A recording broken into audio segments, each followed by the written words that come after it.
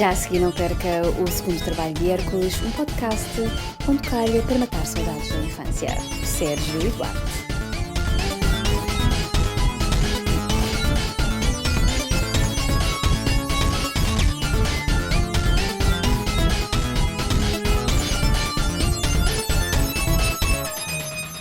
Bem-vindos a mais um episódio de O Segundo Trabalho de Hércules. Eu sou o Duarte e comigo está... Opa! Está o Sérgio. Está o Sérgio. Estamos a ver mais um episódio de O Segundo Trabalho de Hércules. Vais fazer isto com esta voz o tempo todo? Não, eu não aguento até ao final, só Ok. aguento estes 3 segundos e acabou. A não ser que as pessoas queiram muito que eu continue com esta voz assim, desta maneira. Mas acho que vai ser horrível. Também quando as pessoas ouvirem isto, já acabámos de gravar isto.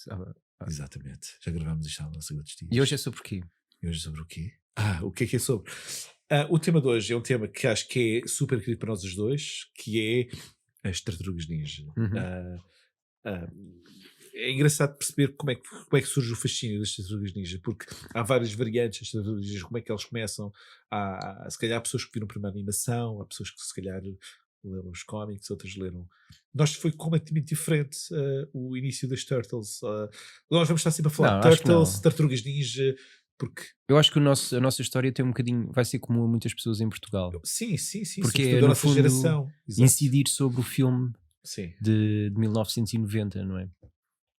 Antes do filme de 1990 não havia... Cá em Portugal não havia rigorosamente nada. Devia ser impossível arranjar aqui os cómics claro. A animação nunca passou aqui antes do filme. Não, zero. Eu não lembro da animação antes do filme. E tu recordas qual foi o teu primeiro contato com os Turtles?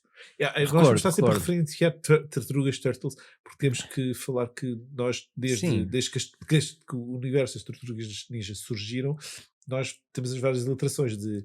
Tu gostaste das Teenage Mutant Ninja Turtles, depois as Tartarugas Ninja, e depois nós acabámos por usar as Turtles, que faz o conjunto. Mais nada se chama Turtles, não. Sim, se alguma dúvida ficasse, o filme de 1990 tinha o título Teenage Mutant Ninja Turtles, tal como o cómic do Peter Laird e do Kevin Eastman, que tinha dado início a tudo em 1984. Exato. E porque é que era bom nós, ainda assim... virmos contar a história da nossa relação com o filme, porque é um bocadinho a terceira parte da história que nós começámos a contar com a nossa primeira febre escolar, que foi a Batmania, depois o Regresso ao Futuro, não, os Ghostbusters. Os Ghostbusters, exatamente. E a terceira secção, não é? No fundo, o ano escolar 90-91, quando nós tínhamos já 11 anos, que foi mais dominado pelas Tartarugas Ninja. Só uma pergunta. Achas que isto nós podemos dizer que é a nossa Santíssima Trindade de Ghostbusters, Batman e Teenage Mutant Ninja Turtles? Achas que é a nossa Santíssima Trindade? Para o tempo de escola. Para o tempo de escola. Não estamos a falar de pós-externato. Estamos a falar a fase externato. Para o nosso trio. Para o nosso trio. É verdade. Para o nosso grupo ali no quinto e no sexto ano de escolaridade, entre 89 e 91, a ordem foi esta, no fundo. E era a Santíssima Trindade. Apesar de termos o Regresso ao Futuro e que teve a sua importância, estes três eram os grandes núcleos, os grandes pilares das nossas brincadeiras e das nossas vidas. E então, estavas-me a perguntar se eu tinha uma memória da minha primeira percepção, e tenho, porque eu diria que do verão anterior à estreia do filme. O filme estreia em Portugal a 21 de dezembro, portanto, nas férias de Natal de 1990. E eu acho que verão, outono, antes deste Natal de 1990, eu devo ter feito uma visita ao Centro Comercial das Amoreiras para ver um filme qualquer com a minha avó.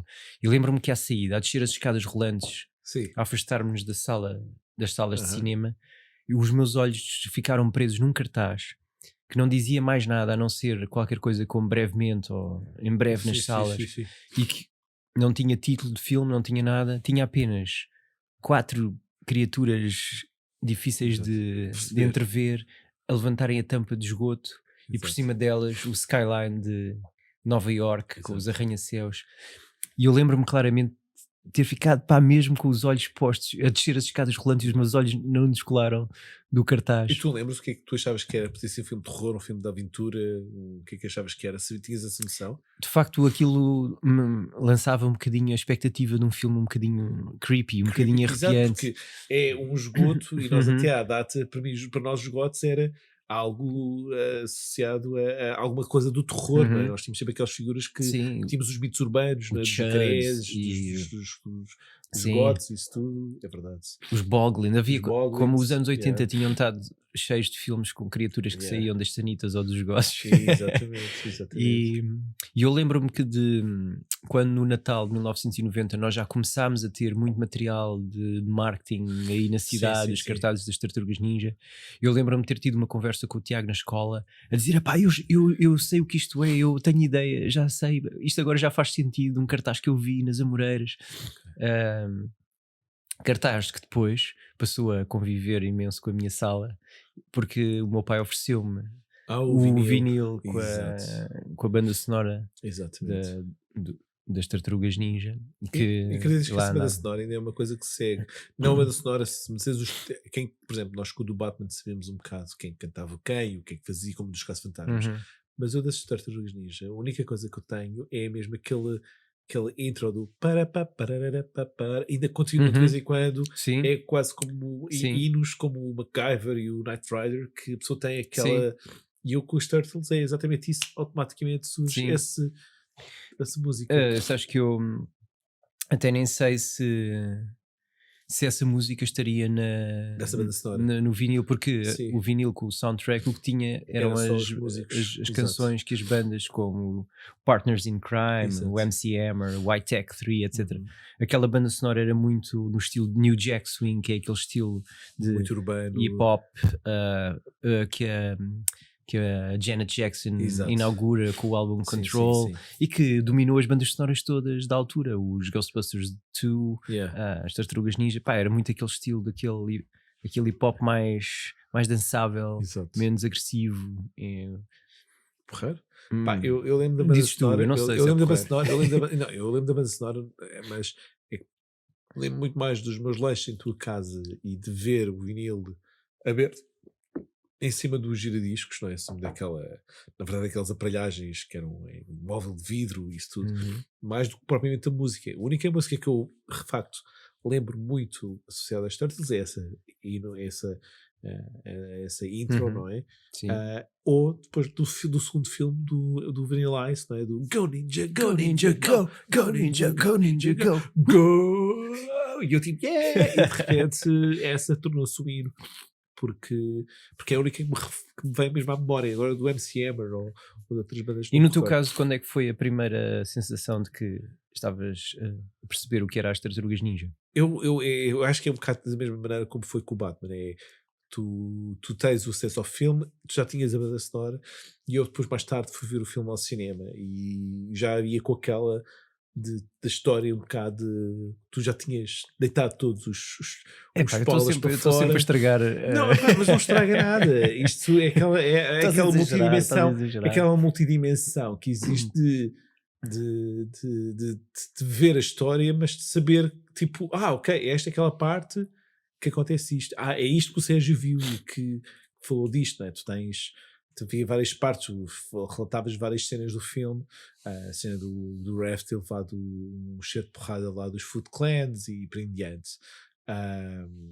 Por isso, eu vi o filme muito mais tarde, mas lembro-me de ter, quando fui ao cinema, foi exatamente da mesma maneira como foi com o Batman, foi não digo um bloco de notas, mas um bloco de notas mental de isto foi o que vocês falou, isto foi aqui que falou, ia pondo os meus pontos, mas agora pondo a tua narração a uma imagem que é a imagem que é a final, não é? Que é a imagem cinematográfica, é essa que eu tenho, a imagem.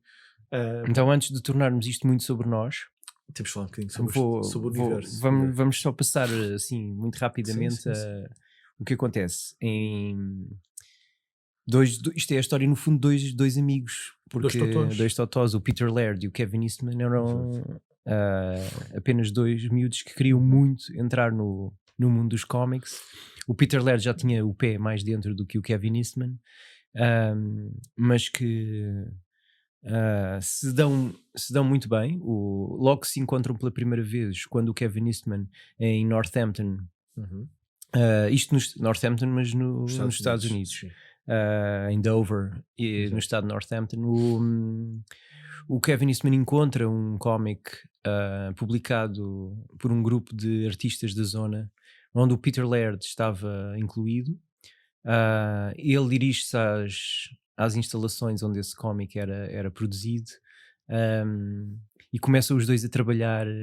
Acho que eles têm logo uma empatia imediata. O Peter Laird convida o Kevin Eastman para ir viver para a casa dele e para partilhar o estúdio, e as Tartarugas Ninja começam a aparecer em pequenas brincadeiras. Primeiro, acho eu, a primeira referência que contam de uma tartaruga foi numa viagem de autocarro que ambos estavam a fazer, e começaram a rir-se os dois à gargalhada, a imaginar tartarugas que saíam da berma da estrada e que davam pontapés no autocarro, e o autocarro girava no seu eixo. Nós fazíamos muitas vezes até. Eu lembro de uma viagem para Peniche e nós contávamos uma história parecida com essa, que era da gaivota, que nós atávamos uma gaivota com um anzol e podíamos andar com ela e trazíamos para Lisboa. Para Lisboa.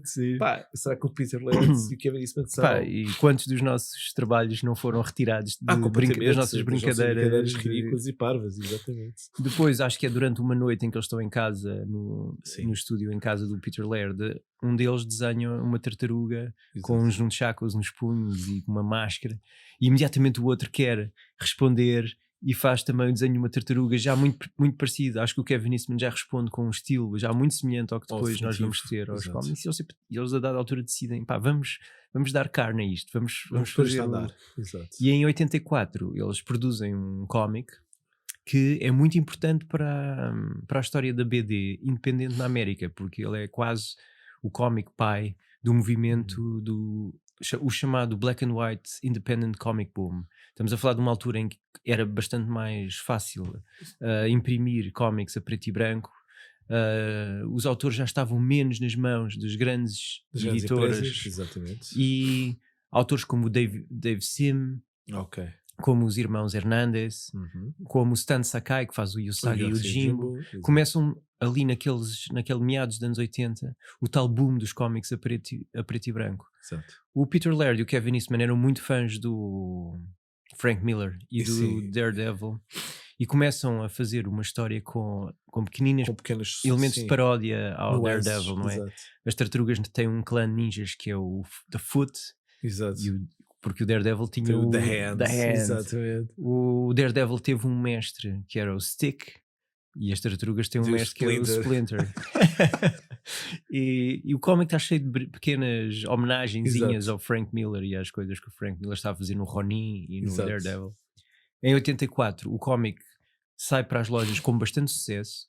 Eles em apenas 2 números começaram a perceber que era possível viverem dos seus cómics. Começam a fazer um pequenino estúdio com malta que os ajudava nos trabalhos gráficos e na distribuição e isso tudo.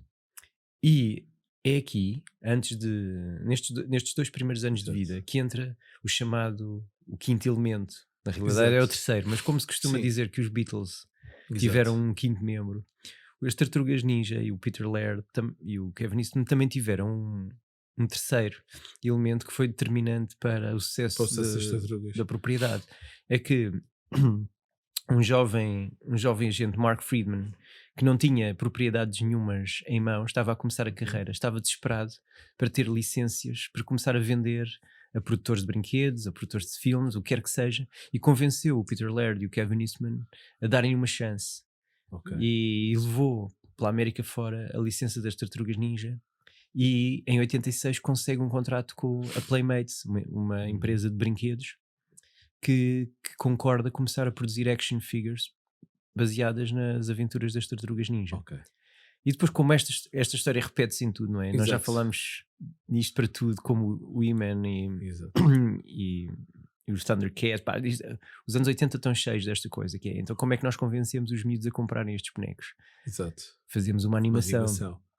E assim nós chegamos aos anos da série de animação, que todos nós aqui vimos depois do filme, e que é de quando? Eu estava aqui à procura nas 87? Deve ser 86 ou 88, não é? Exatamente, 87, tens razão. Ok.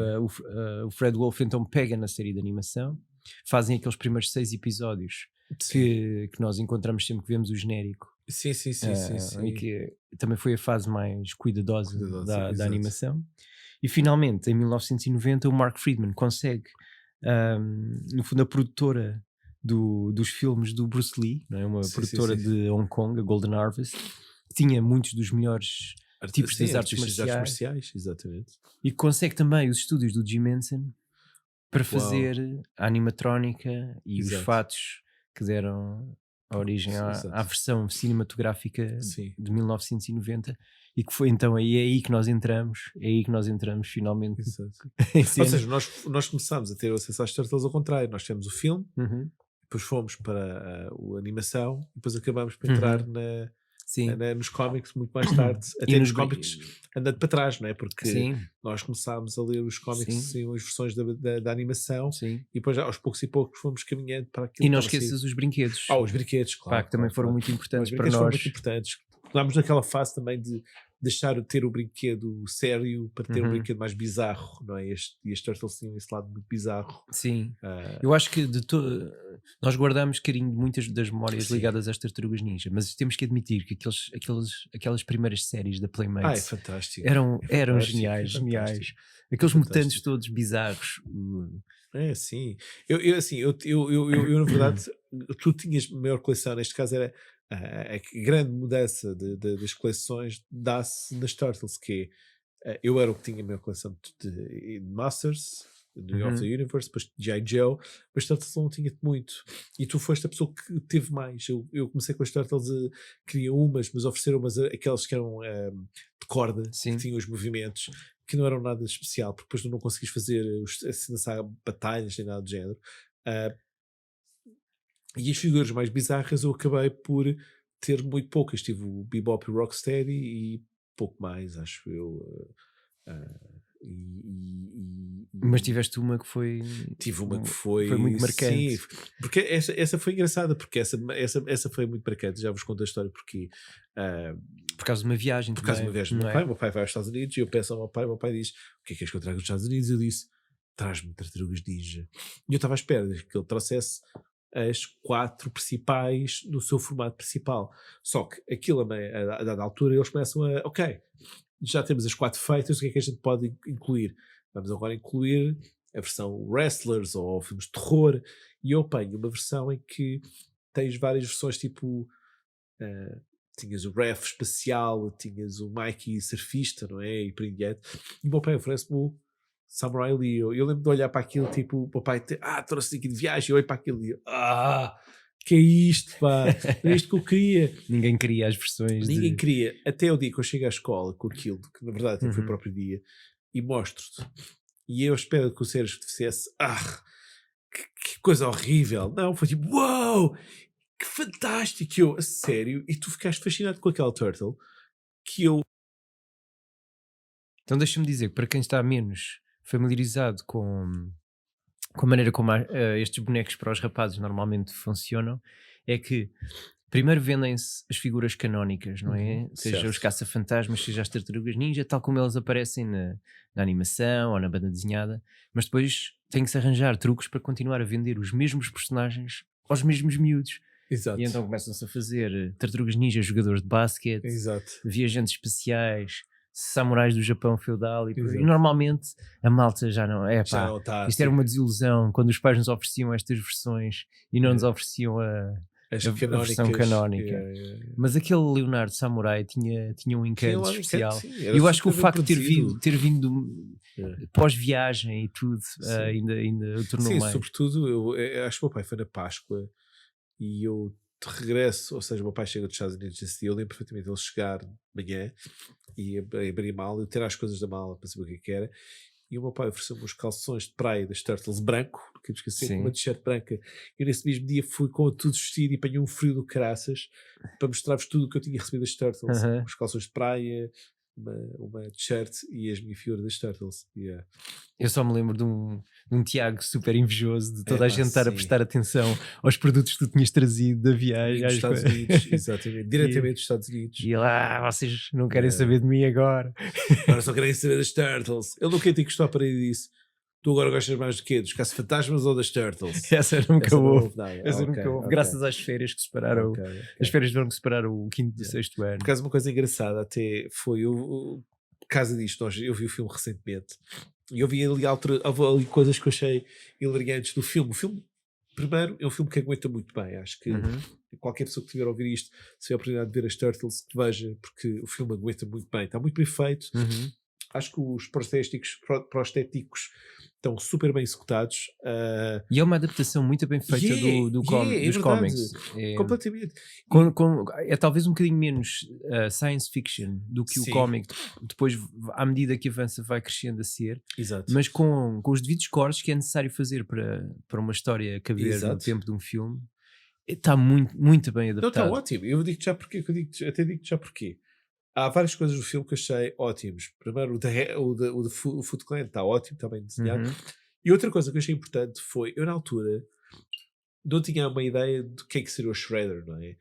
E agora tendo os cómics, tendo acesso aos cómics, eu já tinha esquecido a imagem do Shredder do filme. Porque a animação ocupou muito espaço. Quando vejo o Shredder da animação, do filme, comparado com o Shredder desenhado nos cómics, é ela para ela igual, uma figura super magra, um grande carção, e é com o capacete. Ela para ela é exatamente isso. Eu olhei e disse: é isto. Estava a olhar e estava a analisar de maneira super seguida dos cómics e achei super bem executado. A cena da pancadaria em cima do prédio, o Ref ter ficado inconsciente, toda aquela história toda, achei ótimo.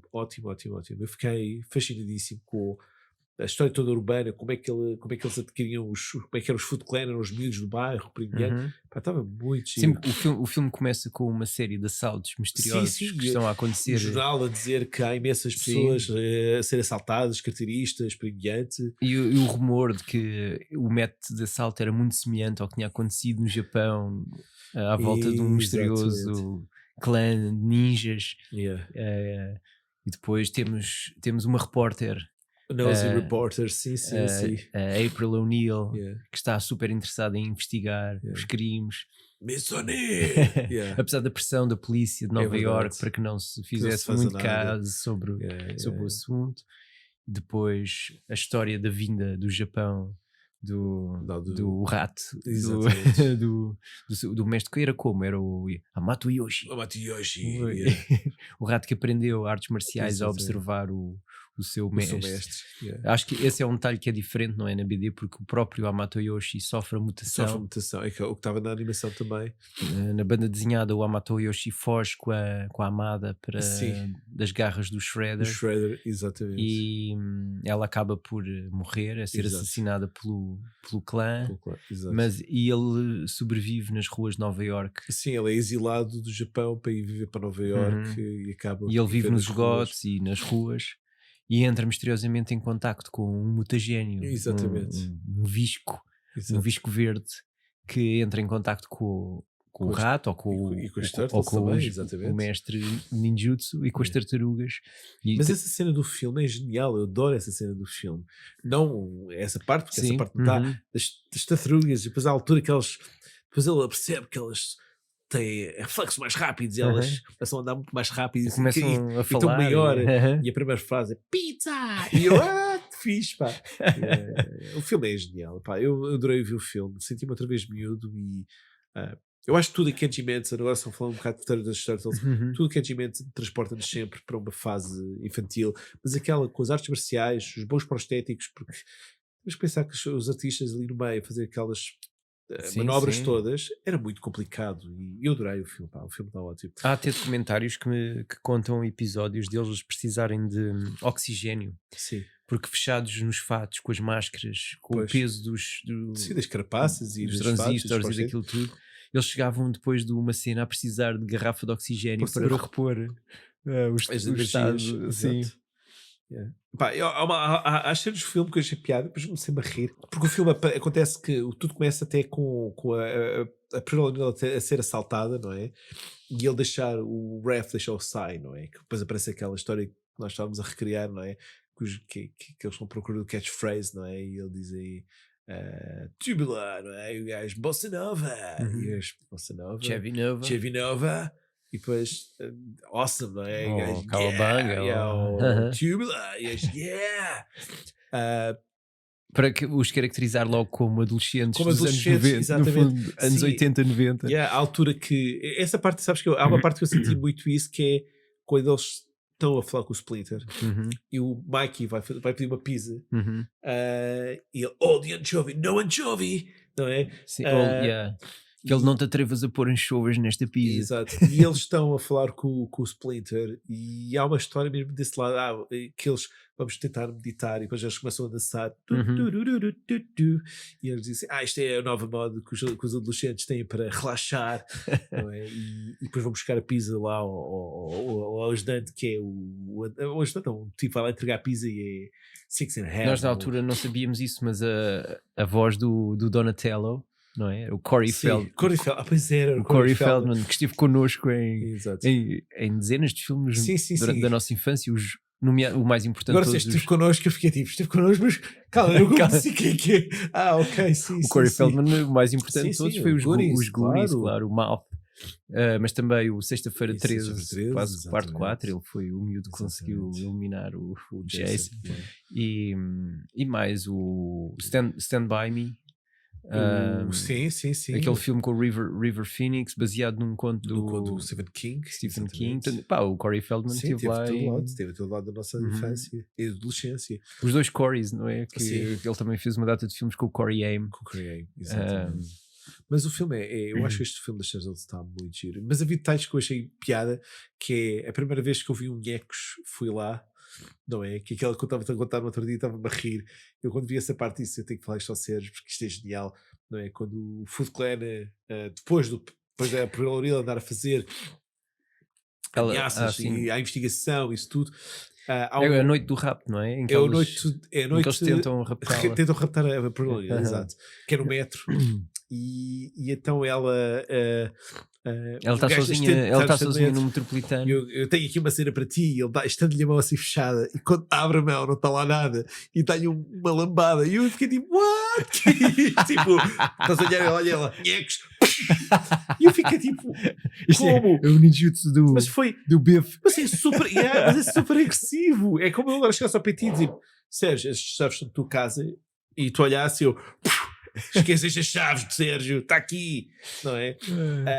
E depois, a outra coisa que eu achei piada, que é, eu tenho certeza que o Rev, quando salva, entre aspas, a Pearl O'Neill, está com ela no colo e foi um metro a pensar, eu cheguei a pensar, será que o Rev pensou, se eu largar aqui para cima da linha de metro, isto não é muito mais rápido, eu fico como eu saio, o que é mais humano, menos humano, assim livro-me disto tudo, não é? Mas não, ele salva a Pearl O'Neill e depois leva o clã até ao Splinter. Ele fica mais lento, tem que andar com ela ao colo o caminho todo. E há um ninja dos Foot que descobre os esconderijos. E há outra coisa que eu achei estranho. Grande parte do clã eram de miúdos de rua. Mas quando o clã vai falar com a Pearl O'Neill, Miss O'Neill, fala com aquela voz tipo japonesa e tu ficas, será que os gajos têm algum curso de, não, agora vou meter o fato? Não, mas eles não usavam os miúdos para esses trabalhos mais importantes, só usavam os miúdos para os assaltos. Não. Há uma altura que o gajo disse, agora fazes parte do clã e mete-lhe a máscara. Puto, não é? Era um daqueles que lutava melhor. Exatamente. Por isso, não sabemos. Quando tu eras miúdo, o que é que tu achaste daquele esconderijo com rampas de skate, máquinas de arcada? Eu adorava. Quando vi isso eu pensei, uau, isto hoops de basquete, aquilo tinha tudo, tipo, aparelhagem, música pesada. A lista para o Foot Clan, já estou lá. Eu podia ser o pior dos Foot Clans, é tipo, onde é que está o lar? Estão outra vez a jogar nas arcadas. A primeira entrada que nós fazíamos no lar do Foot era uns putos a perguntar, e têm cigarros? E o gajo, o outro tipo, saca de dois 2 cartons, não é? Daqueles de 20 maços, e diz: queres regular ou mentol? Yeah. Mas provavelmente eu teria uma listada naquela brincadeira e provavelmente alguém dizia: pá, onde é que está aquele gordinho? Isso é treta. Estava eu jogar Final Fight contigo, sabes a ver, tipo, onde é que estão os outros dois? Nós éramos demasiado piegas para ter entrado num clã. Naquela Desde altura. tivesse rampas. A Nós gente éramos dizia tipo, muito- vamos inscrever, Não. vamos só ficar pelas rampas só. pelas rampas. Nós éramos, pá, estás a dizer isso, mas nós íamos à Feira Popular à hora do almoço, ok, tudo bem. Jogar nas arcadas, mas à hora do almoço era mais perigoso do que. Nós achámos a Feira Popular mais perigosa entre as 3 e as 6 do que à noite. Sim, claro. É muito, porque estavam lá todos Porque só os adultos. insiders, só a malta dura. Estava lá onde fosse. Só a malta que faltava às aulas, Exato. é que ia para lá às 3 da tarde. E tu às vezes chegavas marcado e sabes o que ele dizia? Queres regular ou queres mentol? E eu o quê? Mentos. E eu, olha aqui, tenho aqui na minha mão. Pau, estou a dar na tromba. Pá, nós gostávamos muito mais era de ficar com os nossos bonequinhos da Playmates e os tartarugas ninja do que ir para o lar do Foot Clan. Yeah. O que é que tu tiveste Esquece. mais desses bonecos, já agora? Então tive o Leo Samurai, não é? Sim. Depois tive o Bebop e Rocksteady. Sim. Tive o Donnie que nadava. Depois tive o Ref normal, o Mikey normal. Tu tiveste aquele robô, o Metalhead. Não, tu tinhas o Metalhead, que era uma cena que me invejava, que entrava luz, não é? O sol. Vocês Sim, podias abrir a tampinha da cabeça. Não era porque não tinha tampinha, Não? o cérebro era translúcido. Ok. E deixava a luz passar e iluminava os olhos. Isso mesmo. Pá, O que abria a tampinha era o Muckman, que nós podíamos pôr. Bloody Blue. E ele escorria o baba pela boca. a baba. Boa, pá, sim, esse era E fantástico. tive a Turtle Van, a carrinha das tartarugas ninja. Exato. E também tiveste a April O'Neil. Tive. Tu foras dos poucos rapazes que eu dizia tinha figuras femininas. Tu tinhas do G.I. Joe? Tinha dos Masters, dos G.I. Joe. E sabes, porque a minha mãe muitas vezes fazia questão de me oferecer a figura feminina das séries. A minha mãe ofereceu uma G.I. Jane, era a G.I. Jane, não é? Aquela verde dos G.I. Joe. É? Eu não recordo. Não é G.I. Jane, não, é Jane qualquer coisa, não é? É J. Lady J. Lady J, exatamente. Ela ofereceu uma Lady J. Ela ofereceu uma Evelyn Okay. dos Masters of the Universe. Mas não me ofereceu a April O'Neil. E ofereceu-te o unicórnio da Shira? Não. O unicórnio não conta como personagem feminina. Então tiveste. Não tive. E não conta como personagem feminina. Mas isso quer dizer que tiveste a dizer não tive, mas isso não conta. O unicórnio não conta. O unicórnio é um ser que não tem género. Vou embora. Isso é calúnias. Mas o que é? Acabou a conversa. Exatamente. Yeah. Mas olha, eu tenho aqui preparado umas perguntas para te fazer porque eu decidi investigar super bem, da mesma maneira como investiga para o Batman, investigar muito bem toda a história das Turtles, e tenho aqui algumas perguntas para te fazer, super difíceis sobre o universo das Turtles. Isto é um teste? É um teste. E isto vai ser basicamente, vai é meio definitivo. Caramba. E tu ou vais mostrar que és um entendedor super brutal das Turtles e que sabes tudo sobre as Turtles, ou que eu não sei fazer trabalho de investigação, ou uma coisa ou outra. Por isso deves ter ido buscar uma coisa muito rebuscada. São muitas coisas rebuscadas. Então vou-te fazer algumas perguntas sobre o universo das Turtles. Eu vou-te fazer a pergunta primeiro de tudo, achas que estás preparado para este tipo de... Achas que... Não, mas também quem é que pode estar preparado para isto? Vá, manda lá. Ok, então eu vou-te fazer estas perguntas todas. Ok. Então, eu vou-te fazer algumas coisas, vou-te dizer algumas cenas ligadas às personagens e tu tens que encontrar qual é a personagem que eu estou a pensar. Tá bem. Ok. Então é muito difícil perceber que esta personagem é uma personagem que o nome está associado a lascas e é uma figura muito importante para a criação das mestre de lascas do Splinter. Boa! Certo, está ótimo, é isso mesmo. Eu sei, Sérgio. Mas essa pista foi péssima. Não foi péssimo, caraças. Vá, eu vou continuar. Esta, ainda eu vou aumentar ainda mais a dificuldade. Ok, esta foi fácil, porque eu falei em figura, esgoto e aquelas coisas todas. Ok, o rato e qual uma coisa, pensaste, o tom roxo, qualquer coisa assim. Estou a ficar perturbado com este teu tom de game show host. Próxima pergunta é mesmo difícil. que tem a ver com quando pensas no universo das Turtles, ou seja, estamos a pensar que é uma figura que tem uma bandana azul e é muito importante porque ele muitas vezes gosta de controlar as coisas. Uma banana azul? Não, bandana. Uma bandana. Uma banana azul. Bandana azul. Uma bandana azul. Isto é muito difícil. O Leonardo, é isso? Boa! Como é que tu... Sérgio, é fantástico. Eu estou perturbadíssimo. Não, agora esta eu vou buscar... Já tu estás com um tom super teatral. Não, não é nada teatral. Não é teatral. Estás-me a preparar alguma. E agora... mais difícil, isto é muito, agora vai ser deep cut, isto de todos os vilões que tu conheces, não é? Quando tu pensas assim em certos vilões, ou seja, tanto em toys ou na animação, isso tudo, que tu lembras-te em que possa ser um porco, qual é a personagem? O Bebop. Pá, Sérgio, isso é fantástico, 3 em 3. Pá, fantástico. Mas eu estou parvo. Mas como é que... Pá, é super fantástico. Mas como é que tu conseguiste... Pá, eu andei semanas a investigar isto. Tu acabaste de dizer que tiveste o boneco do Bebop e que tiveste o Leonardo Samurai. Pá, Sérgio, como é que tu conseguiste chegar a estas respostas tão facilmente? Pá, é o teu conhecimento sobre os Turtles. Parabéns, Sérgio. Tenho que dar-te o prémio. Acho que tu venceste... Most Quiz de Turtles. Mais ninguém, acho que mais ninguém que ouviu o programa vai adivinhar, porque eu fui muito difícil, eu não tentei referenciar coisas, nunca disse nomes, nem nunca disse nada, e tu chegaste, pá, fantástico, Sérgio. O que é isto? Fantástico, tu és o... Mas isto tem uma punchline ou não? Não, isto é de facto o programa final, isto é minhas perguntas, foi a minha investigação toda que eu fiz, como foi a investigação do Batman.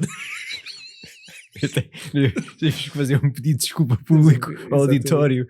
É uma cena completamente ridícula, exatamente.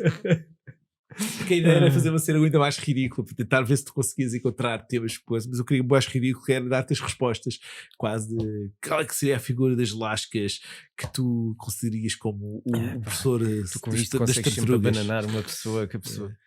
Por causa de lascas, agora se falar de lascas, é uma coisa engraçada, que é nós até há muito pouco tempo, quando digo muito pouco tempo, nós tivemos durante esse tempo, lascas era o nome que nós dávamos quase sempre ao Splinter, por causa da animação brasileira, porque nós tivemos acesso à cultura brasileira, não foi? Ou seja, a animação, nós tivemos acesso à dobragem brasileira que era o Lascas, não é? Era o Lascas. Mestre Lascas. Eu adorava a tradução brasileira. Leonardo, você vai buscar uma pizza. O Donatello era a voz que eu achava genial. Eles eram todos muito anasalados, todas as como eu. Era como eu, exato. Talvez vá apetecer uma pizza. É verdade. Eu adorava aquilo, eu adorava a animação. A animação era muito boa, era mesmo muito boa. Eu não sou assim tão elogioso da animação. Eu gostava muito da animação. E agora mas há memórias queridas com a animação, especialmente por causa daquela revista de banda desenhada que saiu aqui em Portugal. Que era, nós aqui tivemos uma revista que era Os 4 Jovens Tartaheróis, que era publicada, acho eu, pela TV Guia, que era por debaixo de uma chancela que era a Tele-BD. Que eu acho que só foi usada para isso, não me lembro de haver Tele-BD para mais coisa nenhuma.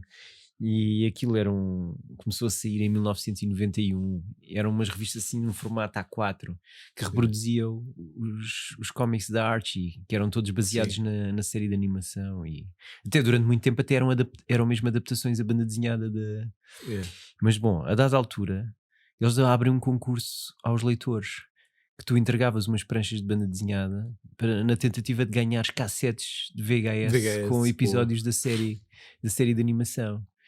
E eu e o Tiago, nesse verão, fizemos umas pranchas para entregar. E ganhaste uma cassete? Ganhámos cassetes. E o nosso nome apareceu. Sim, eu lembro do nome aparecer, mas eu não sabia que tinhas ganho uma cassete. Eu só pensava que tinha ficado só o nome registado. Não. Eu acho que eles deram a todos os miúdos a quem o nome foi publicado. Agora, eu não sei se eles publicaram todos os nomes de todos os miúdos que enviaram alguma coisa, ou se só E tu lembras qual foi a sensação quando tu abriste e viste o teu nome publicado lá? Não. Foi aquela sensação de uau. Não há de ter sido grande coisa. Eu acho que foi mais ir mostrar à minha avó, já saiu, uma coisa do género. Olha, Eduardo, o meu nome está aqui. Onde é que está o D? Não há! Porque tu foste um preguiçoso, não quiseste fazer a BD pequenina. Exato. Onde é que está o D? Não há D de Eduardo. Eu agora quando penso que essa revista só sai em 91, já nós estávamos quase no fim do segundo ano do externato. No fundo, dentro de 3, 4 meses estávamos a fazer 12 anos, muito em breve. E portanto isto foi muito perto já da saída do segundo filme das Tartarugas Ninja. Pois é. O filme das Tartarugas, o segundo filme, o segredo do Secret of the Ooze. Secret of the Ooze sai aqui em Portugal em agosto de 1991. Pois e tinha estreado nos Estados Unidos em março. Ainda mais rápido. Portanto, até antes dessa revista começar a sair aqui. Vamos fechar esta porcaria antes que os miúdos acordem e percebam que isto não é nada Mas especial. O segundo filme já era um bocadinho mais Eu não desgostei do segundo filme, porque tens o melhor. Não tens o melhor, tens um bom Shredder, tens aquele Super Shredder, tens o Tonka e o Razor. Que na altura, quando eu olhei, pensei, é o Bebop e Rocksteady, e depois não foi tipo, boa. Mama! Não era aquele de. Depois ele depois, no, I'm not your mother, you guys. Papá? O filme já era muito menos negro que o primeiro. Era mais Dimensa até. Era mais Dimensa. Para mim era mais. E eu acho que eles também cedo perceberam que aquilo era um franchise que apelava muito ao público infantil. E o estúdio sempre teve medo. Aliás, desde o primeiro filme, houve muito medo de que a propriedade de Turtles fosse muito violenta para vender produtos às crianças. E ainda por cima, o segundo filme foi feito numa correria. Porque todos os documentários dizem que eles estavam cheios de medo, achar que o franchise das Turtles ia durar muito pouco, que aquilo era só de pouca dura. E nós ou fazemos o segundo filme já, ou não é daqui a 1 ano ou 2 que vamos ter ainda público para o filme. Então aquilo foi tudo feito um bocado. Até por essa razão que eles têm o Vanilla Ice, porque o Vanilla Ice já está naquela fase depois do grande polémica do Ice Ice Baby, não é? Sim. De ter usado a música dos Queen. Sim, ele já não estava no topo. Ele já não estava no topo, mas ele se considerado ser a figura principal para cantar a música principal do filme foi um golpe arriscado, não é? E pensámos nesse aspecto, se calhar eles aproveitaram quando ele ainda estava no auge e depois, olha, já está feito. E chegaste a ver o terceiro, que era que eles viajam no tempo. Não, nunca vi. Eu tinha a figura dele de samurai, mas não vi o filme. Eu tentei ver o filme. Vi um bocadinho do filme, mas nunca consegui ver o filme até ao fim. Agora, nós na escola, eu acho que... Na escola viste o filme até ao fim? Não, pá, este gajo hoje está virado para... Mas nós na escola vivemos muito as Tartarugas Ninja à volta de desenhos. Nós desenhámos muito nessa altura. Sim, sim. Eu lembro-me até de termos feito nas aulas de educação visual uma maquete de uma cidade em 3D com prédiozinhos de cartão. Sim. E eu lembro do Tiago ter desenhado uma tartaruga, o Miguel Ângelo sair do esgoto, que ele colou lá no chão da nossa maquetezinha. É verdade, pois era, que havia uma estrada, depois havia os prédios, o skyline com as janelas amarelas. Pois era. Pá, já não lembrava. Que fixe, pá. Agora viajei no tempo, literalmente. Como o terceiro filme das Turtles. nós somos capazes de ter tentado brincar às Tartarugas Ninja no recreio com reencenação do filme ou com aventuras. Nós brincámos algumas vezes, porque eu lembro que eu era o Leonardo, porque foi a única razão de ter o meu nome em L. Quer dizer, eu pertencia o Donatello, mas acho que eu queria entre o Donatello e o Leonardo. Porque o Leonardo até tinha uma preponderância maior, o facto espadas. E do facto de ele ter um bocado de fama de líder. Nós não percebíamos isso com o filme. Eu não queria ter um pau, eu queria espadas. Espadas ter um pau. Eu não queria pau, não queria andar à paulada, queria andar à espadada. Eu lembro que o Tiago João, como ele quase sempre conseguia os personagens mais dominantes nas nossas brincadeiras, não é? Ele conseguiu o Peter Venkman nos Caça-Fantasmas, mas aqui Embora ele tenha tentado ser o Rafael, ele queria ser não aquela tinha figura mais de piadola e dominante. Mas o Rafael era um personagem muito dominante no filme. Era bastante. Tinha muitas cenas isoladas, só ele. Tinha muitos gags só para o Rafael. Tinha a camaradagem com o Casey Jones. Tinha a cena da banheira. Isso mesmo. Não faz nada, está lá. É verdade. O Leonardo ficou a velar o... Exatamente. Velar, coitado, parece que o Rafael morreu, não é? Mas estava na banheira, com a perna de fora. E eu lembro-me que o Tiago ainda tentou fazer só o personagem do Rafael, mas como era um dos meus nomes, eu conseguia. Não, aqui não há chance. Rafael sou eu. E ele ficou com o personagem do Miguel Ângelo para as brincadeiras de recreio. Exato. E tu decidiste ficar com o Leonardo. De vez em quando o Estourinho lá assumia o papel de Donatello. Mas nós aí, como é um filme que já nos apanhou um bocadinho mais crescidos, não nos apanhou tão infantis como os Ghostbusters ou o Batman, nós já não tínhamos muita paciência para estar a ensinar as cenas. Eu acho que a única encenação que nós tivemos foi assim duradoura, foi aquela vez que nós fomos para a tua casa e tu tinhas um conjunto de acessórios. No fundo aquilo é uma espécie de set roleplay, não é? Exatamente. Que tinha as armas dos 4 irmãos, tinha nunchakos, tinha espadas, tinha o Bo, tinha Sai, e nós levámos aquilo para a rua. Exatamente. Fica-se a saber que nessa altura o bairro do Arco do Cego, onde eu vivia, estava ainda com muitas obras da sede da Caixa Geral de Depósitos. Exato. O que defendia certas partes do bairro da visibilidade. E nós metemos-nos numa das partes mais escondidas pelos tapumes das obras e demos conta de uma vivenda que estava abandonada. Tinha aquela areiazinha e já a fachada já estava um bocado esboroada e desfeita, e nós decidimos ajudar o tempo, a erosão. Exatamente. E com as armas das tartarugas ninja de plástico escavacámos Eu acho que aquilo que aguentou mais foi mesmo a katana, porque acho que os sais eram pequenitos e tu passaste ao Bo e aquilo de estar já a dobrar a meio. Sim. Os nunchakus eram fixe, mas os nunchakus não faziam um grande estrago. Efeito. E as catanas eram fixe porque eu conseguia, tipo, ainda por cima era alto, conseguia chegar a zonas menos acessíveis. E lá nós fizemos o nosso papel de rufias, já quando íamos para a Feira Popular, armados em rufias, nem íamos para o Foot Clan. Nós éramos o próprio Foot Mas Clan. com este conjunto de armas faz-me lembrar que nós tínhamos algum material, para além dos brinquedos, dos bonecos, também tínhamos assim algum merchandise. Eu lembro-me de uma câmara fotográfica que tu tinhas. Pode ser, eu ainda tenho que recuperar essa máquina. Essa máquina tinha a figura de uma tartaruga, não é? Assim por fora. E sempre que tu tiravas uma fotografia, ela deixava um carimbozinho no canto. Exatamente. Com uma tartaruga ninja que estragava a fotografia. Estragava sempre a foto. E houve uma altura que nós pegámos na máquina, que sabíamos onde é que ela estávamos, e nós podíamos estar a fazer cenas à tartaruga. Então havia fotos de família, quase, e nós lá em cima da tartaruga.